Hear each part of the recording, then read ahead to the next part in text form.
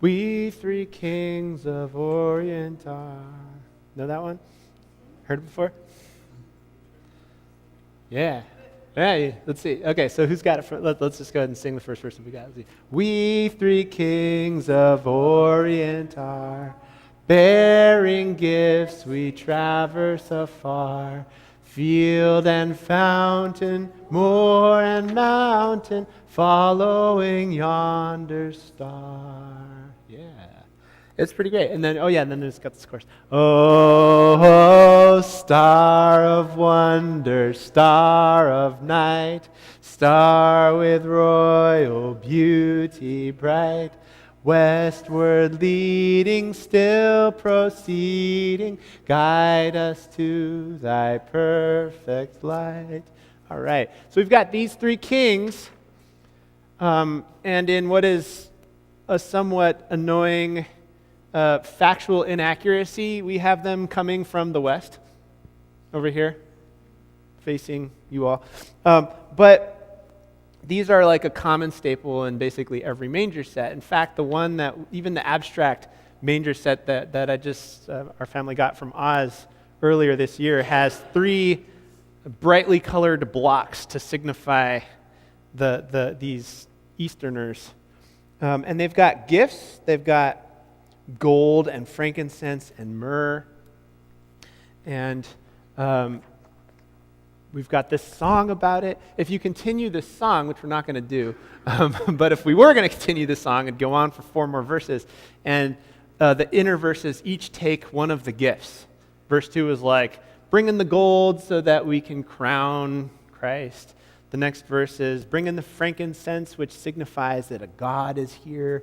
The next one is, bring in the myrrh, which signifies that he's going to die. Sort of this funeral perfume, according to the song. And then last verse wraps it all together. A great hymn. And for many of us, it like sticks in the head and becomes this mental image of this story. But I want to dispense with a few of the things about it that are not maybe from the scripture. So, we three kings of Orient are. Let's just go down the list. We three.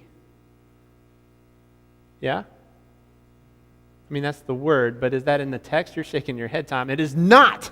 It's not in the scripture. It just says wise men came from the east. Could have been 2. Could have been 11. But we got this idea of 3. Where do we get 3 from? 3 gifts, right. So for a long time, beyond the song, for centuries, like Christian traditioning has said, yeah, there's 3 of them. And it's easy to think of in this way. We like 3s. We're kind of a Trinitarian group, you know? Makes sense, 3 gifts, 3 wise men. Okay, but yeah, technically not 3, necessarily. Maybe 3. Not necessarily not 3, but not necessarily. Okay, then we've got kings, right? Yeah? Not in the text. Oh yeah, wise men from the east. All right, we're going to get a little word nerdy here. There's a Greek word that means king. It's basileus. Basileus. And that word does in fact show up in the scripture, but not in reference to these kings, to the wise men. I just did that, see? It's not in reference to the wise men. That word is a different word. That word is magos. And that word is translated sometimes as magi. And magos has this, a couple of different meanings where it would have been used. It can refer to the Babylonians or the Persians, or the Chaldeans, which are these cultures that are kind of around the Jews, but they're foreigners and they're Eastern of where they are. They're from out east. They're these mysterious foreigners, sometimes enemies, sometimes tenuous allies. They also have this, there's a connotation to magos that is also about like dreaming, dream interpretation, soothsaying, wizardry. Astrologers is a big one with that. There is, of course, this common reference. Magos is the wise men that came to visit Jesus in specific. That shows up. But there's also this word magos in reference to false prophet, sorcerer, that shows up in our text. So it has, at best, kind of an exotic thing about it, but it's also some signifiers of suspicion, weird outsider, yeah, magos. But the word for king is the word not magos, but basileus. And that word does show up in the text. It shows up right away at the beginning. In the time of King Herod, the basileus, which is official, real king. Herod was, of course, the appointed king, appointed by Caesar to be the king in charge of the Jews. And so he was kind of this puppet leader over them all. He's the basileus. But then the word shows up again in the question that the Magi raise to King Herod. Where is this child who has been born basileus of the Jews? Can you see Herod's issue begin to form here? I'm the basileus. And then they come in, they're like, hey, we heard there's a new basileus. Where's he at? Right? This language totally challenges and threatens the basileus, Herod. So we, 3 maybe, kings, no, of Orient are.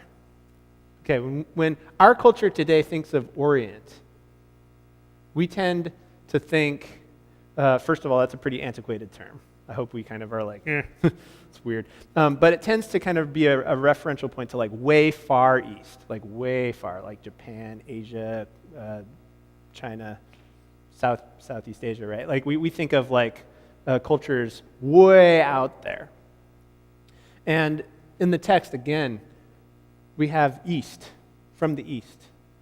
We don't have way far east.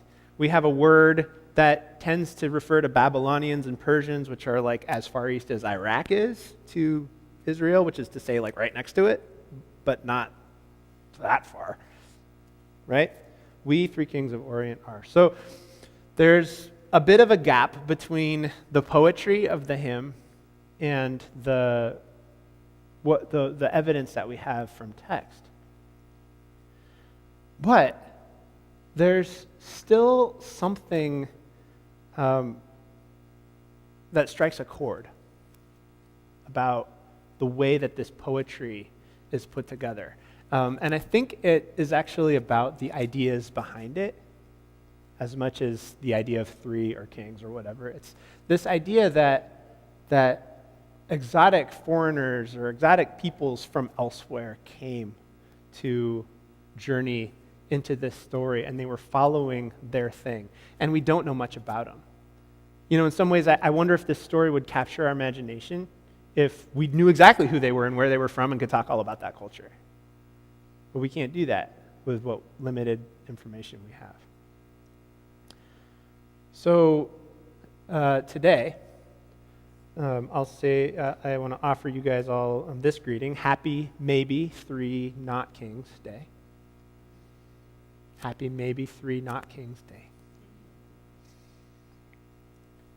And will you pray with me? May the words of my mouth and the meditations of all of our hearts be acceptable in your sight, for you are our rock and our Redeemer. Amen.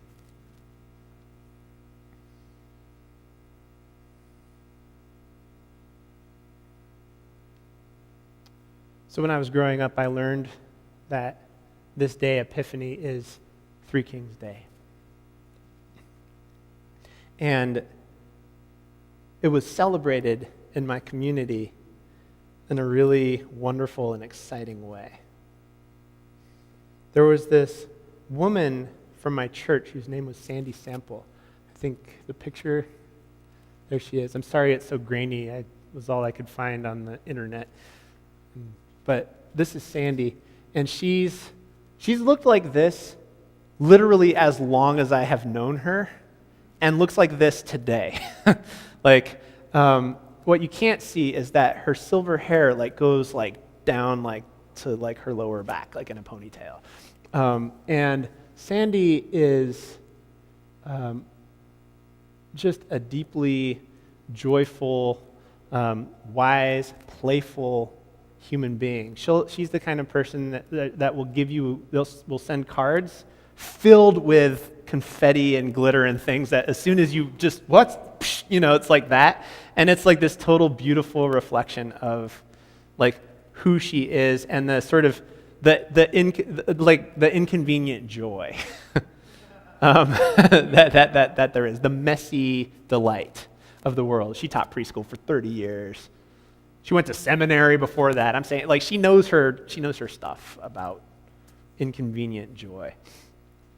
But what she would do for 3 holidays out of the year, the first of which was Three Kings Day, she would bake like 3 or 4 dozen little loaves of fruit bread. They were like a multi-grain, wheat flour, apricot bread that tasted both sort of ancient and also healthy and also delicious because of the apricot and sweet. And yes, the correct pronunciation is apricot. Just in case anyone is confused about this, apricot, not apricot. We grow them in California. They're called apricots, okay? Apricots. All right, side note. But it's apricot. She makes 40 loaves or so of these things, wraps them up in this aluminum foil, and then ties a purple ribbon around it, purple yarn, and then has the card, Happy Three Kings Day. And then she leaves them on people's doorsteps overnight the night before January 6th, which is Epiphany. And you can like catch her in the act of this, which you almost never would, but like if you did, she'd like deny it to your face that it was like that she was behind it, right? So you all had better not breathe a word of this back to anyone in Modesto, California, because she's probably still up to it today. And the reason I know it all is because she deploys kids from the church to do the work. So when I was about 8 through 12-ish, I got to be along for her rides in the nighttime of delivering these loaves to people's doors. And the Three Kings Day was the most extensive. She also did this for Valentine's Day with handmade stuff, like for everyone. And Easter, with like baskets, Easter baskets, but like cool Easter baskets with like eggs that had been blown out and decorated with tissue paper and like stuff that, when I think about the operation that this would entail, like the time leading up, like this is this is something. But the Three Kings Day had the longest list, and it was the one we'd have to do the most deliveries. And so we would dress up like literally all in black, like we were about to go to like a protest and break things, like just totally like cover up, hoodie, mask, This is in California too, so like there's a little less risk of getting shot, probably by the neighbor that we're gonna like go drop something off to. And as kids, we would just have this awesome time, like hiding behind trees. If we could see people in the windows, like darting under the windows and then sliding to the door and then back. And of course, you really prided yourself on not even being seen at all, not being caught. I totally was caught one time. This lady opened the door just to go out and get the mail really late at night. I don't know why she was doing that, but like she hadn't heard us, she hadn't seen it. She just opened the door and I was like putting it down. And she screamed this blood-curdling thing. And I was just like, oh, I'm sorry, this is for you.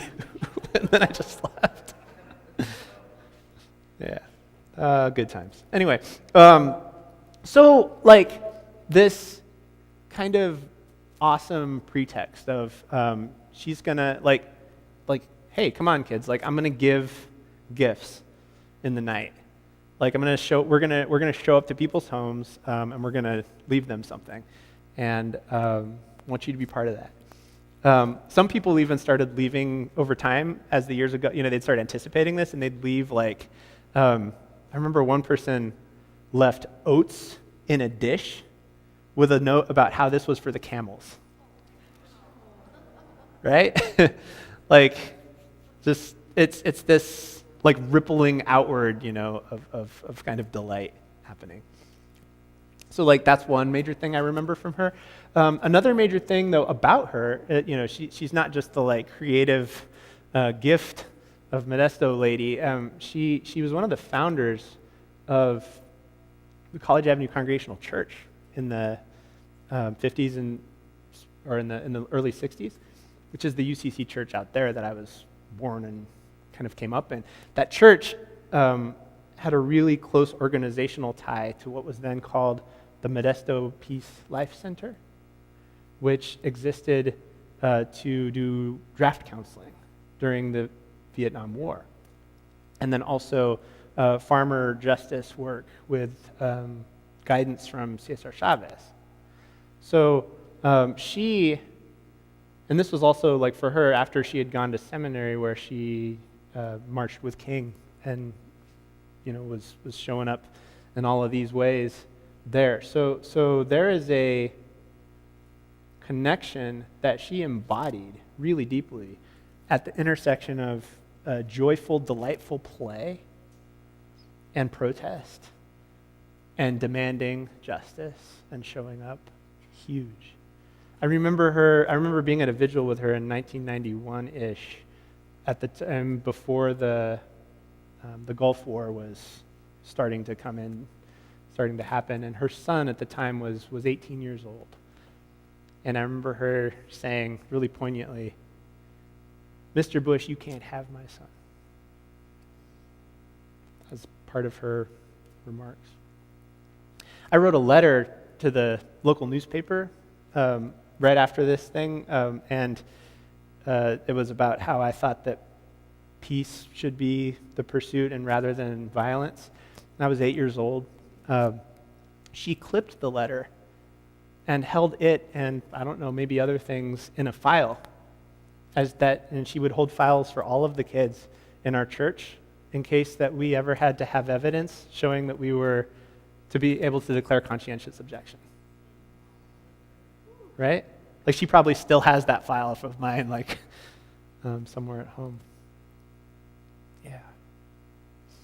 So, the delightful joy, the playfulness, the activism, those two things right next to each other. And then this third thing, which cannot at all be separated out either. One of the most common ways that you would see her experience worship is crying. And I don't even remember a time when she cried, I think, from sadness, necessarily. I mean, maybe for her it was sadness, but these would be moments of joy, poignant, something really beautiful, someone saying or doing something really lovely, and she would just become sort of overflowing from within her. It would start to spill down her face. She knew grief. When she was 4, her dad died. Later, she'd lose her husband, the father of her son, when her son was just, I think, 7 or 8 years old. I don't remember her crying from sadness, though. I remember her crying constantly, but it was to be that full, So the intersections of gift-giving, joyful delight, activism, grief.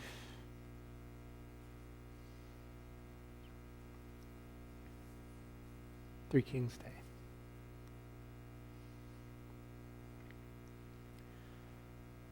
So there are some things that I notice in the text that we read today about what the Magi are doing, how they are orienting themselves in the story, that feel like there's strong overlap to me with the kinds of things that Sandy is in the world. To me, it is no accident that she draws to Three Kings Day. So the first thing, three things for three kings, I guess. The first thing that I noticed from the text that I want to lift up is that we don't know who these magi were, what their culture was, but we do know that they were doing their own thing. They were doing their own thing. They had been looking up at the sky and noticing the stars because that was part of what their lives were. They were astronomers. Astrologers? Both? I can never tell the freaking difference. Okay. They're looking up at the sky. They're looking at stars, and they noticed that there's a different star, and they had an interpretation about that they arrived to because of their thing. There is no indication in this text that they were practicing Jews. There's no indication that after they arrived at the manger that they converted, became Jews thereafter. They were on their own path. They had their own thing. It fueled their curiosity. It got them going. They came out to Bethlehem in pursuit of their own path.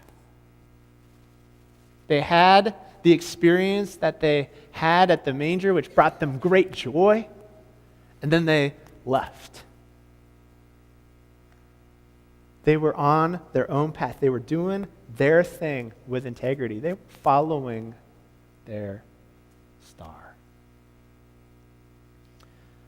We use that term, follow your star, in kind of a facile way. I mean, it kind of means the same thing, like, pick your thing and go for it. But literally, they had a craft and a study and a skill set and maybe an art underneath their what they were doing here. That craft and that skill and that study led them down this whole thing.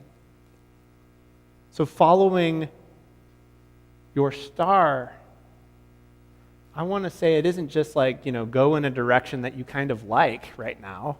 It's do the thing that is uniquely yours to do wherever it takes you. Follow your star.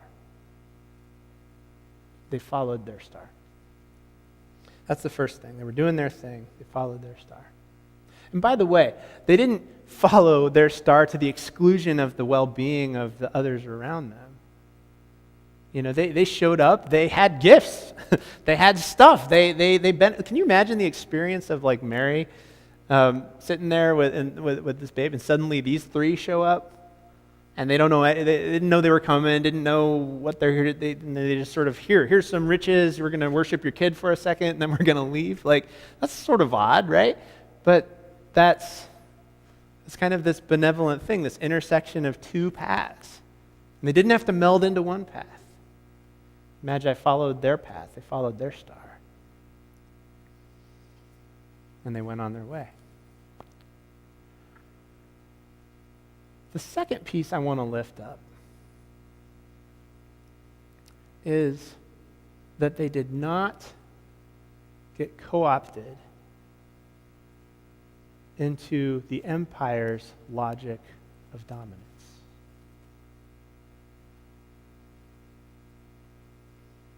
They were careful not to get co-opted by the empire. And when I say empire, what I mean is the power structure at the time. And looking back in the text, it's the power structure of King Herod, this puppet leader, appointed by the occupying force of the Romans, keeping a tight grip over his power, afraid of anything that could threaten it. And the Magi came through. They were following their own star. And the empire saw in their arrival an opportunity to collect another tool for their own power. But instead of allowing themselves to be co-opted into that, they were receptive to a dream that warned them not to go back to King Herod, and they went another way. They didn't get co-opted into the empire's logic of dominance.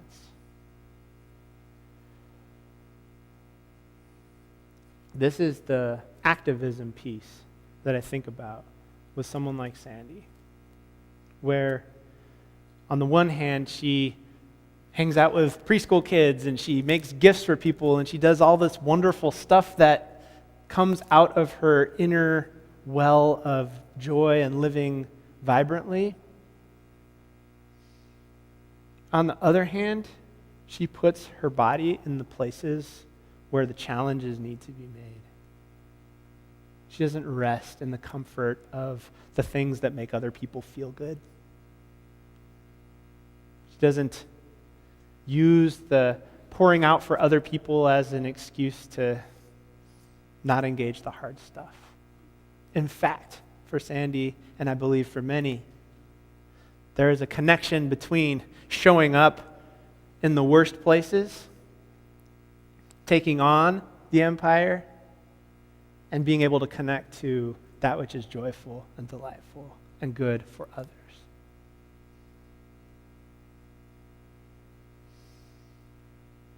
The Magi followed their star, and they resisted being co-opted by the empire.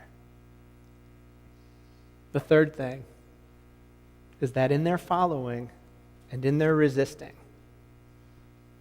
they sought joy and they found it.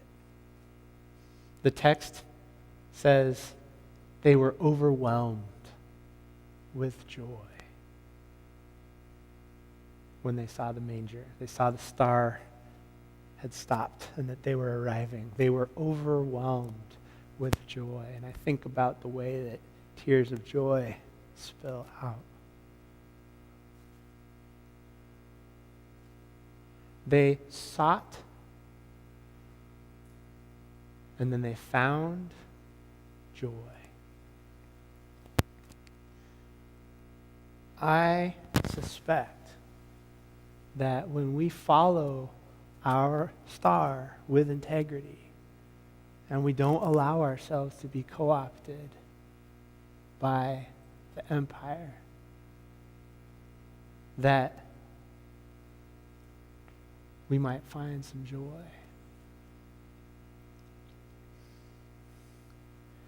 And the joy was to be found at the manger side, the site of incarnation, the site of God's power breaking into the world. Their study, their astrological intrigue led them on this journey that they wouldn't be diverted from, and it led them to the site of incarnation, of God's power in the world, and it filled them with joy.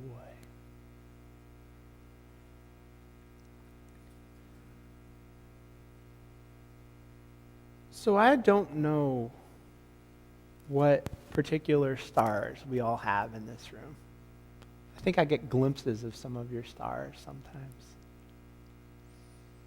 I don't know what your art or your craft or your deep yearning or your work that calls and beckons you. I don't know all what that necessarily is. Maybe you don't either. I don't know where it's going to lead you from here. But as you listen and develop that, may you follow it to the site of incarnation, of power breaking into the world that is bigger than where you're coming from previously. I feel that joy comes when we are able to tap into that which is larger than our own selves. There's a recognition of higher power at work. 3 things from the maybe 3 not kings. Follow your star from here. Resist being co-opted. And seek the joy that comes from drawing nearer to the sight of God's incarnation